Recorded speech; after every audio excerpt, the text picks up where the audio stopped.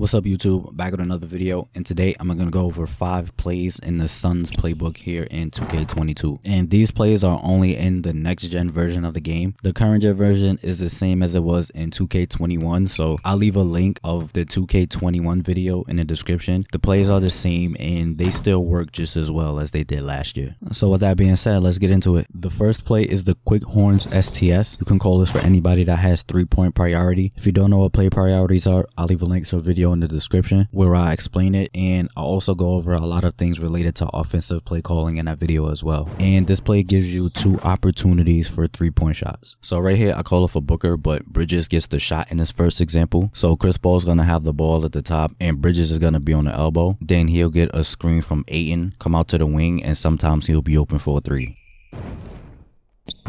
In this example, Booker gets the shot, so he's going to start on the baseline. Chris Paul is going to have the ball at the top. Bridges gets the screen, comes out to the wing, but he's not open, so I just hold the ball and I wait. And then eventually Ayton will set a screen for Booker. Then he'll come out to the wing and get open for a 3.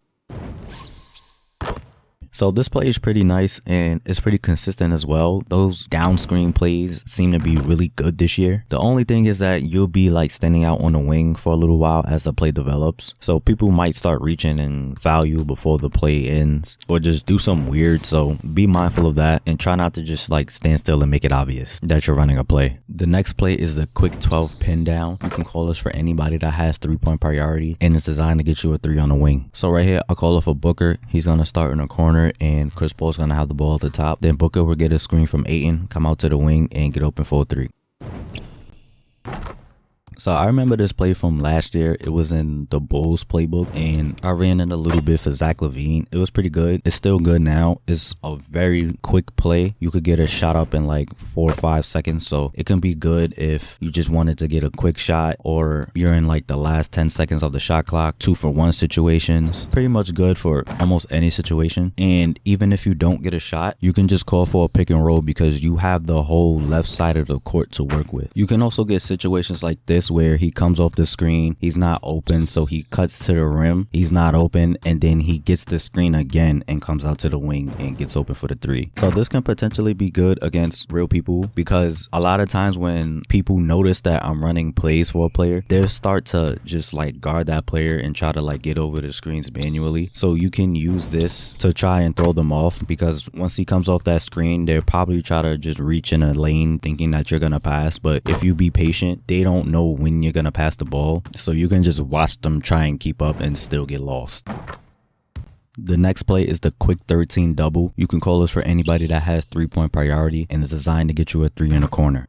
So right here, I'll call it for Booker and he's going to start in the corner and Chris Paul is going to have the ball on the wing. Then I'm going to pass it off to Bridges. Chris Paul is going to go on the block and then Booker will run baseline, get a screen from both Paul and Crowder, go out to the opposite corner and get open for a 3. So I remember this play from the Kings playbook last year and it's pretty decent, but it's kind of hit or miss sometimes. Like I like the concept of the play, but the execution is off sometimes. And it's usually because of the screeners. Like a lot of times they just don't screen the defensive player at all. So at that point it's like, why am I even running this play? But when they do actually feel like screening the player, then the play is great. And on top of that, it leads to corner 3s. Corner 3s are easy money. So for these next 2 plays, I started up a game against the computer because you need somebody with mid-range priority in order to run them. Unless you put them in your favorite plays, which I do, which I'll go over. But I don't think anybody has mid-range priority by default, at least on the starting lineup. Maybe someone on the bench does, but none of the starters have mid-range priority, so I couldn't practice it in practice mode, which is kind of strange because both Devin Booker and Chris Paul have crazy high mid-range ratings, and they do actually take a lot of mid-ranges in real life. But as you can see, when I put mid-range priority on a player, there's 5 plays that they could potentially run and they're all pretty decent, but the quick Mid Pin Iverson and the Floppy Curl Mid are the best 2. So I just back out of this screen, I go to the play selection / favorite plays screen and I just add them and I assign them to Devin Booker. So this is the quick Mid Pin Iverson 3. You can call this for anybody that has mid-range priority. And even though it's designed to get you a mid-range, you can still get 3s out of it. So right here, I call it for Devin Booker, but Bridges is going to get the shot in this first example. So Bridges is going to be on the wing. Chris Paul is going to have the ball at the top. Then Bridges will get a screen from Ayton and Crowder, go to the opposite wing, and a lot of the time he'll be open for a 3. And right here, Booker gets the shot, so he's going to be in the corner. Chris Paul's going to have the ball at the top. Bridges gets the 2 screens, goes out to the wing, but he's not open. So I give the ball back to Chris Paul. Then Booker will get a screen from Ayton and gets open for the shot.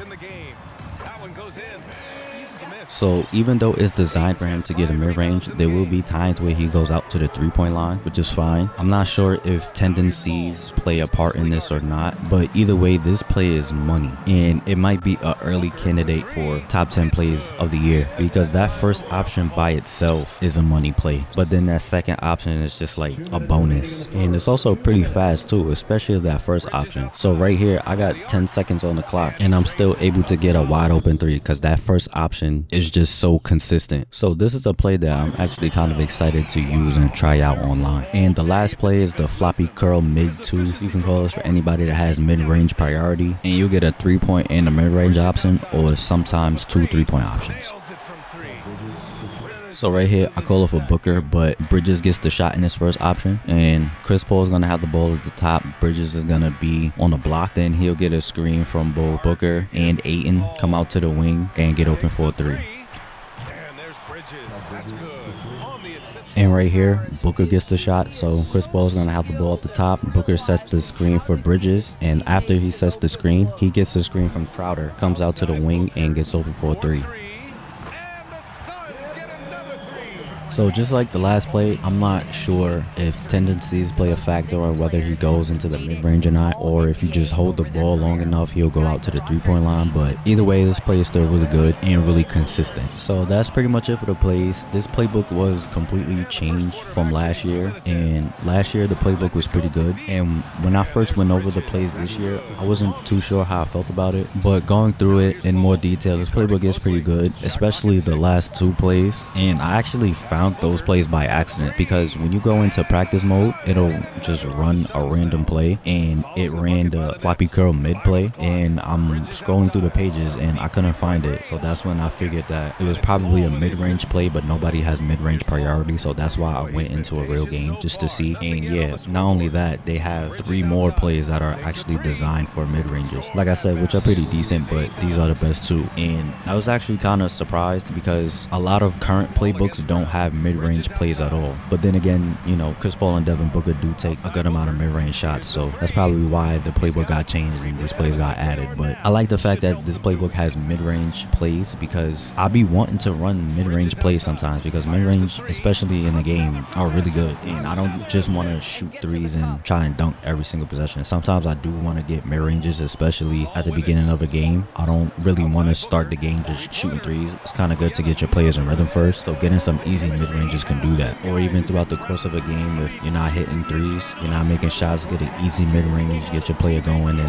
go from there. So that's pretty much it for the video. I hope this helped you. Thanks for watching, and stay tuned for more content.